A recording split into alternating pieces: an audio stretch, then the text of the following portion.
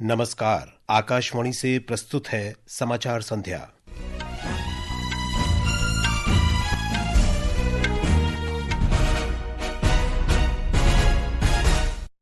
राष्ट्रपति, प्रधानमंत्री और उत्तर प्रदेश के मुख्यमंत्री ने प्रयागराज महाकुंभ में हुई दुखद घटना पर शोक व्यक्त किया।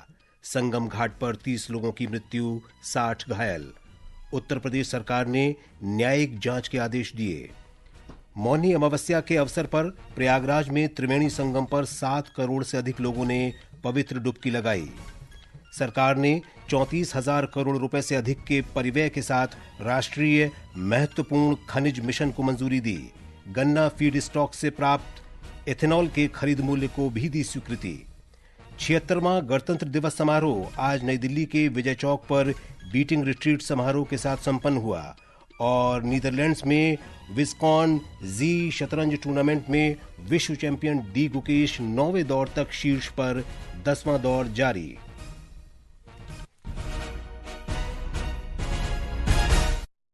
समाचार संध्या के साथ मैं विशाल शर्मा।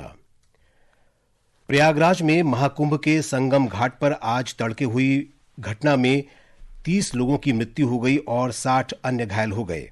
संवाददाता सम्मेलन में कुंभ मेला क्षेत्र के पुलिस उप महानिरीक्षक वैभव कृष्ण ने बताया कि यह घटना रात 1 से 2 बजे के बीच हुई, जब अखाड़ा मार्ग पर भारी भीड़ जमा हो गई और बैरिकेड्स तोड़ दिए गए। उन्होंने बताया कि घटना के बाद प्रशासन ने तुरंत बचाव अभियान चलाया और घायलों को अस्पताल पहुंचाया। प्रातः 1 बजे से 2 बजे के मध्य मेला क्षेत्र में अखाड़ा मार्ग पर भारी भीड़ का दबाव बना और इस भीड़ के दबाव के कारण दूसरी ओर के बैरिकेड्स टूट गए और भीड़ के लोग बैरिकेड्स बांधकर दूसरी तरफ ब्रह्म मुहूर्त के स्नान का इंतजार कर रहे श्रद्धालुओं को कुचलना शुरू कर दिया। यद्यपि प्रशासन ने तत्काल राहत और बचाव कार्य करते हुए ग्रीन कॉरिडोर बनाया और एम्बुलेंस के माध्यम से लगभग 90 घायलों को अस्पताल तक पहुंचाया। राष्ट्रपति द्रौपदी मुर्मू, प्रधानमंत्री नरेंद्र मोदी, गृहमंत्री अमित शाह और उत्तर प्रदेश के मुख्यमंत्री योगी आदित्यनाथ ने प्रयागराज महाकुंभ में संगम घाट पर हुई घटना पर शोक व्यक्त किया है। राष्ट्रपति द्रौपदी मुर्मू ने कहा कि प्रयागराज के महाकुंभ में भगदड़ की घटना बेहद दुखद है। एक सोशल मीडिया पोस्ट में राष्ट्रपति ने जान गंवाने वाले श्रद्धालुओं के परिजनों के प्रति संवेदना व्यक्त की।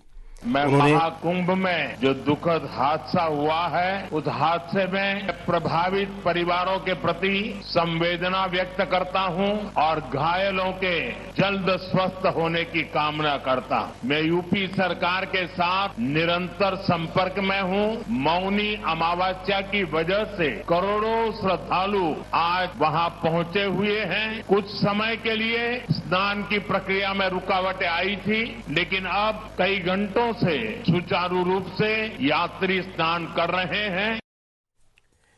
गृहमंत्री अमित शाह ने कहा कि महाकुंभ में हुए इस दुखद हादसे पर उन्हें गहरा दुख है। उत्तर प्रदेश के मुख्यमंत्री योगी आदित्यनाथ ने प्रयागराज महाकुंभ में संगम घाट पर हुई दुखद घटना की न्यायिक जांच के आदेश दिए हैं। मीडिया से बात करते हुए उन्होंने कहा कि 3 सदस्यीय न्यायिक आयोग पूरे मामले की जांच करेगा और अपनी रिपोर्ट राज्य सरकार को सौंपेगा। उन्होंने घटना में जान गंवाने वाले प्रत्येक मृतक के परिवार को 25-25 लाख रुपए की आर्थिक सहायता देने की भी घोषणा की। रूटीन और मेला स्पेशल को मिलाकर के लगभग 300 से अधिक ट्रेन रेलवे के द्वारा अब तक चलाई जा चुकी हैं। उत्तर प्रदेश परिवहन निगम ने भी अपनी 8,000 से अधिक बसेज श्रद्धालु जनों को उनके गंतव्य तक पहुंचाने के लिए लगाया हुआ है। दिन भर स्मूथली, बहुत ही सुगमता के साथ पूरा स्नान इसके बाद हुआ है, जिसमें पूज्य शंकराचार्य, आचार्य महामंडलेश्वर, वरिष्ठ संतजन और सभी अखाड़ों ने इसमें पूरा सहयोग भी किया। ये सभी घटनाएं मर्माहत करने वाली भी हैं और एक सबक भी है, लेकिन हादसे के तह में भी जाने की आवश्यकता है और इसी दिशा से सरकार ने भी तय किया है कि हम इसकी एक जुडिशियल इंक्वायरी भी करेंगे। हमारे संवाददाता ने बताया है कि मौनी अमावस्या के अवसर पर इस समय भी त्रिवेणी संगम पर श्रद्धालु पवित्र स्नान कर रहे हैं। मौनी अमावस्या पर अभी तक 7 करोड़ से अधिक श्रद्धालुओं ने संगम में आस्था की डुबकी लगाई है। लाखों श्रद्धालु अब भी संगम में पवित्र स्नान करने के लिए आ रहे हैं। विश्व के सबसे बड़े आध्यात्मिक आयोजन महाकुंभ मेले की शुरुआत 13 जनवरी को हुई थी और अब तक 26 करोड़ से अधिक श्रद्धालु पवित्र स्नान कर चुके हैं। इससे पहले मकर संक्रांति पर हुए पहले अमृत स्नान के दौरान 3.5 करोड़ लोगों ने स्नान किया था। संगम घाट पर आज हुई दुर्भाग्यपूर्ण घटना के बाद मेले में सुरक्षा व्यवस्था और कड़ी कर दी गई है। मेला क्षेत्र में रैपिड एक्शन फोर्स को तैनात किया गया है। इसके अलावा सुरक्षा बल सीसीटीवी और ड्रोन के माध्यम से पूरे मेले में कड़ी निगरानी रख रहे हैं। दीपेंद्र कुमार, आकाशवाणी समाचार, प्रयागराज। उत्तर मध्य रेलवे के मुख्य जनसंपर्क अधिकारी शशिकांत त्रिपाठी ने मीडिया से बताया कि स्नान करने के बाद बड़ी संख्या में श्रद्धालु अपने घर लौटने के लिए रेलवे स्टेशन की ओर आ रहे हैं। धीरे धीरे लोगों का जनसमूह है वो रेलवे की ओर बढ़ रहा है। तो लगभग हम लोग 80+ स्पेशल ट्रेनों का संचालन 12 बजे तक कर चुके हैं, जिसके माध्यम से हम लोगों ने भारी संख्या में लोगों को प्रयागराज क्षेत्र से उनके गंतव्य की ओर भेजा है। रेल प्रशासन आज 190 के तकरीबन स्पेशल ट्रेन चलाने की हमारी योजना है और हम लोग लगातार इस दिशा में कार्य कर रहे हैं कि लोगों को अधिक से अधिक संख्या में सुविधा के साथ ट्रेन उपलब्ध करा के। ये समाचार हमारी वेबसाइट www.newsonair.gov.in और हमारे न्यूज ऑन AIR ऐप पर भी उपलब्ध हैं। समाचार संध्या में आपका फिर स्वागत है। सरकार ने 34,000 करोड़ रुपए से अधिक के परिव्यय के साथ राष्ट्रीय महत्वपूर्ण खनिज मिशन को मंजूरी दे दी है। हरित प्रौद्योगिकियों को प्रोत्साहन देने के लिए आवश्यक महत्वपूर्ण खनिज संसाधनों की एक लचीली मूल्य श्रृंखला बनाने का निर्णय लिया गया है। आज नई दिल्ली में मंत्रिमंडल की बैठक के बाद सूचना और प्रसारण मंत्री अश्विनी वैष्णव ने अर्थव्यवस्था विकास के लिए महत्वपूर्ण खनिजों के महत्व के बारे में बताया। उन्होंने कहा कि महत्वपूर्ण खनिज प्रौद्योगिकियां ऊर्जा परिवर्तन, कृषि, रक्षा, इलेक्ट्रॉनिक्स, दूरसंचार, परिवहन, एयरोस्पेस, परमाणु और अन्य क्षेत्रों के लिए महत्वपूर्ण हैं। सबके अनुभवों को लेने के बाद में ये मिशन आज डिक्लेयर हुआ है और अप्रूव हुआ है और ये इमीडिएटली काम में लग जाएगा। इसका इम्प्लीमेंटेशन मैकेनिज्म भी पूरा क्लियर हो गया है। कैबिनेट सेक्रेटरी चेयरमैनशिप में एक मिशन की स्टीयरिंग कमेटी बनेगी। वो स्टीयरिंग कमेटी में सारे स्टेक होल्डर्स को शामिल किया गया है और जो मेजर PSUs हैं उनको भी इसमें शामिल किया गया है। और ये 16,300 करोड़ रुपीस का जो बजटरी एलोकेशन है, इसके अलावा 18,000 करोड़ रुपीस का PSUs के माध्यम से फंड रेज किया जाएगा। 18,000 करोड़। मंत्रिमंडल ने गन्ना फीड स्टॉक से प्राप्त इथेनॉल के खरीद मूल्य को भी मंजूरी दी है। श्री वैष्णव ने कहा कि इथेनॉल मिश्रण से देश की अर्थव्यवस्था में मदद मिली है। एथेनॉल ब्लेंडिंग का जो कि सी हेवी मोलासिस CHM यानी शुगर केन की जो डिफरेंट प्रोसेस के लेवल्स हैं उन सब में CHM का उपयोग हो, उसके हिसाब से एक बड़ा फैसला लिया गया है। हम सब जानते हैं कि एथेनॉल के उपयोग से देश में इकोनॉमी में बहुत बड़ा एक बेनिफिट हुआ है। किसानों के लिए भी फायदे में है, फॉरेन एक्सचेंज भी बचता है और एनवायरमेंट को भी लाभ होता है। वक्फ संशोधन विधेयक 2024 पर संसद की संयुक्त समिति ने आज मसौदा रिपोर्ट को स्वीकार कर लिया। नई दिल्ली में 31 सदस्यीय पैनल के अध्यक्ष जगदम्बिका पाल ने कहा कि समिति ने विधेयक से संबंधित 14 खंडों पर संशोधन को स्वीकार किया है। वक्फ संशोधन विधेयक 2024 का उद्देश्य देश भर में वक्फ संपत्तियों के प्रबंधन और विनियमन में सुधार करना है। प्रधानमंत्री और भारतीय जनता पार्टी के वरिष्ठ नेता नरेंद्र मोदी ने आज आम आदमी पार्टी पर झूठ फैलाने और दिल्ली के निवासियों से झूठे वादे करने का आरोप लगाया। आज उत्तर पूर्वी दिल्ली के यमुना खादर में एक जनसभा को संबोधित करते हुए श्री मोदी ने कहा कि दिल्ली के लोगों को ऐसी सरकार चाहिए जो गरीबों के लिए घर बनाने, दिल्ली को आधुनिक बनाने और हर घर में नल से पानी पहुंचाने जैसी उनकी आकांक्षाओं को पूरा करे। दिल्ली में बनने वाली भाजपा सरकार अपने वायदे पूरी करेगी। मैं फिर दोहराता हूं, 8 तारीख के बाद जब दिल्ली में भाजपा की सरकार बनेगी, जो भी वादे आपको किए गए हैं वो सारे के सारे वादे समय सीमा में पूरे किए जाएंगे। ये मोदी की गारंटी है। दिल्ली के बवाना इलाके में एक चुनावी रैली को संबोधित करते हुए कांग्रेस नेता राहुल गांधी ने आम आदमी पार्टी और भाजपा पर झूठे वादे करने का आरोप लगाया। भाइयों और बहनों, विचारधारा की लड़ाई है। एक तरफ कांग्रेस पार्टी और संविधान। हमारा कहना है कि हिंदुस्तान में सब लोग एक समान हैं। हर धर्म की, हर जात की, हर भाषा की रिस्पेक्ट होनी चाहिए। बादली विधानसभा क्षेत्र में एक जनसभा में आम आदमी पार्टी के राष्ट्रीय संयोजक अरविंद केजरीवाल ने अपनी सरकार द्वारा किए गए कार्यों की जानकारी दी। पूरे देश में सबसे सस्ती बिजली दिल्ली में है, 24 घंटे बिजली, फ्री बिजली। बीजेपी की 20 राज्यों में सरकार है, कम से कम 5,000 रुपए का बिल आता है हर एक का।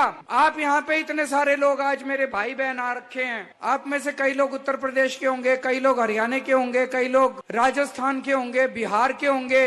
अपने घर में फोन करके पूछ लेना कितने का बिजली का बिल आता है। 3,000, 4,000, 5,000 दिल्ली में फ्री बिजली है।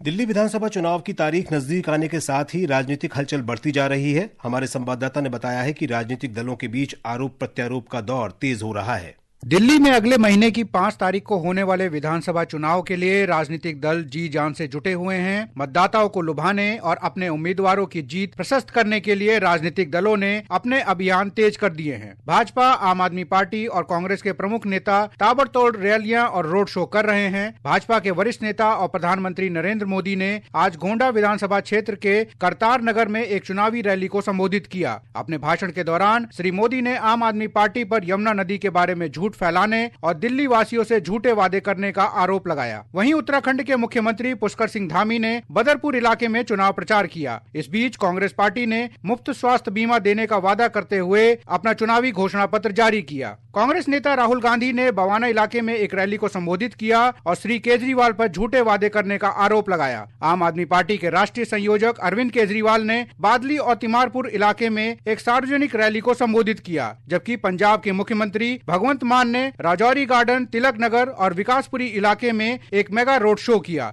अब जब मतदान में कुछ ही दिन बाकी हैं, ऐसे में दिल्ली में राजनीतिक सरगर्मियां लगातार बढ़ रही हैं। सभी पार्टियां निर्णायक जनादेश हासिल करने के लिए कोई कसर नहीं छोड़ रही हैं। भूपेंद्र सिंह, आकाशवाणी समाचार, दिल्ली। ये समाचार आकाशवाणी से प्रसारित किए जा रहे हैं। 76वां गणतंत्र दिवस समारोह आज शाम नई दिल्ली के विजय चौक पर बीटिंग रिट्रीट समारोह के साथ संपन्न हुआ। इस अवसर पर राष्ट्रपति द्रौपदी मुर्मू, उपराष्ट्रपति जगदीप धनखड़, प्रधानमंत्री नरेंद्र मोदी, रक्षा मंत्री राजनाथ सिंह और अन्य केंद्रीय मंत्री उपस्थित रहे। हमारे संवाददाता ने बताया है कि समारोह में सेना, नौसेना, वायुसेना और केंद्रीय सशस्त्र पुलिस बलों के बैंड ने कुल 30 प्रस्तुतियां दी। नीदरलैंड्स में टाटा स्टील शतरंज टूर्नामेंट में 10वें दौर में इस समय विश्व चैंपियन डी गुकेश का सामना आज जीएम मैक्स वारमेर्डम से और प्रज्ञानानंद का सामना रूस के व्लादिमीर फेदोसीव से हो रहा है। अंक तालिका में गुकेश 9वीं बाजी के बाद 6.5 अंकों के साथ शीर्ष पर हैं। उत्तराखंड में 38वें राष्ट्रीय खेलों में कर्नाटक ने तैराकी में शानदार प्रदर्शन करते हुए 5 स्वर्ण पदक अपने नाम किए हैं और 2 नए राष्ट्रीय रिकॉर्ड बनाए। दक्षिण सूडान के यूनिटी स्टेट में तेल कर्मियों को ले जा रहा एक विमान आज दुर्घटनाग्रस्त हो गया। इसमें 20 लोगों की मृत्यु हो गई है। सूत्रों के अनुसार यह विमान राजधानी जुबा की ओर जा रहा था, तभी यूनिटी ऑयल फील्ड हवाई अड्डे पर दुर्घटनाग्रस्त हो गया। केंद्रीय वित्त मंत्री निर्मला सीतारामन 1 फरवरी को केंद्रीय बजट प्रस्तुत करेंगी। आम जनता को उम्मीद है कि इस बजट में अर्थव्यवस्था को बढ़ावा देने और जनता को राहत देने के साथ साथ विभिन्न क्षेत्रों में सुधार और प्रोत्साहन देखने को मिलेंगे। और अंत में मुख्य समाचार एक बार फिर। राष्ट्रपति, प्रधानमंत्री और उत्तर प्रदेश के मुख्यमंत्री ने प्रयागराज महाकुंभ में हुई दुखद घटना पर शोक व्यक्त किया। संगम घाट पर 30 लोगों की मृत्यु, 60 घायल। उत्तर प्रदेश सरकार ने न्यायिक जांच के आदेश दिए। मौनी अमावस्या के अवसर पर प्रयागराज में त्रिवेणी संगम पर 7 करोड़ से अधिक लोगों ने पवित्र डुबकी लगाई। सरकार ने 34,000 करोड़ रुपए से अधिक के परिव्यय के साथ राष्ट्रीय महत्वपूर्ण खनिज मिशन को मंजूरी दी। गन्ना फीड स्टॉक से प्राप्त इथेनॉल के खरीद मूल्य को भी दी स्वीकृति। 76वां गणतंत्र दिवस समारोह आज नई दिल्ली के विजय चौक पर बीटिंग रिट्रीट समारोह के साथ संपन्न हुआ। इसके साथ ही समाचार संध्या का ये अंक समाप्त हुआ। नमस्कार।